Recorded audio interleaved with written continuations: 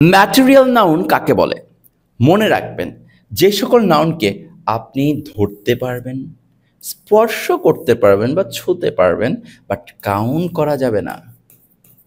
Count করা যাবে না। বুঝুন, আপনি এমন কোনো নাউন যেটাকে ধরতে পারতেছেন, স্পর্শ করতে পারতেছেন, বাট আপনি সেটাকে কাউন্ট করতে পারতেছেন না, সেই সকল নাউনকে আপনি ম্যাটেরিয়াল নাউন বলতে পারবেন।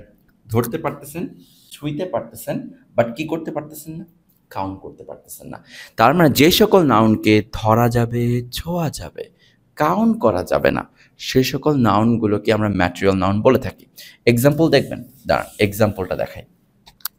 The another name of water, এখানে একটা ওয়াটার নামক শব্দ আসছে।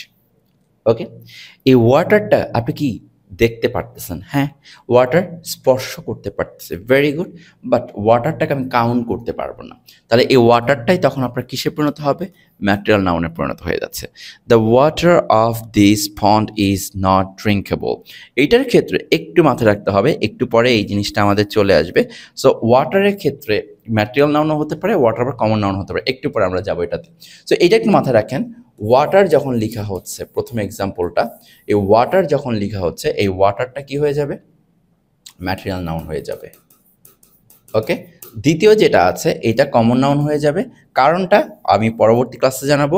কারণ হচ্ছে একটু বলে দেই, মনে করেন এই যে আর্টিকেল আর প্রিপোজিশনের মাঝে যখন এরকম করে আসতেছে, সেটা কিন্তু আপনার কি হয়ে যাচ্ছে? কমন নাউন হয়ে যাচ্ছে। সো আর্টিকেল প্রিপোজিশনের মাঝে ওয়াটার থাকলে সেটা কমন নাউন হয়ে যায়, কারণ এখানে কিন্তু নির্দিষ্ট একটা জায়গার ওয়াটার বোঝানো হচ্ছে, পন্ড। সকল জায়গার ওয়াটার বোঝানো হচ্ছে না, নির্দিষ্ট জায়গার ওয়াটার বোঝানো হচ্ছে, তাই এটা কমন নাউন হয়ে যেতে পারবে। বাট আপাতত এটা মাথায় রাখা দরকার নেই। আপনি শুধু মাথায় রাখেন ম্যাটেরিয়াল নাউন কি? যেই নাউনকে আপনি ধরবেন, ছুঁইবেন, বাট কোনো ধরনের কাউন্ট করতে পারবেন না। ধরবেন, ছুবেন অথবা কাউন্ট করতে পারবেন না, সেটা কি হয়ে যাবে? ম্যাটেরিয়াল নাউন আপনার হয়ে যাবে।